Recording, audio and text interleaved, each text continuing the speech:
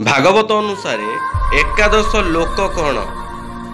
प्रथमटी है भाई महितल, जहां भूलोक पृथ्वी लोक मध्य कहुए। द्वितीयटी है भाई नभस्थल, भुवलोक भूत प्रेतंकर बासस्थली। तृतीयटी है भाई स्वर्लोक, स्वर्ग देवता मानकर। चतुर्थरे भाई मोहलोक, तपस्वी मानकर पाई जो लोक थाए ताको मोहलोक कहुए। पंचम है भाई जनलोक, सिद्ध गणकर जो बासस्थान ताको जनलोक कहुए। षष्ठ है भाई तपलोक, महर्षि मानकर स्थान को तपलोक कहुए। सप्तम है भाई सत्यलोक, जहाँ को ब्रह्मलोक कहती।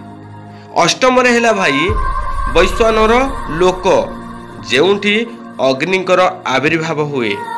नवम है भाई ध्रुवलोक, तारागणकर आविर्भावर स्थान।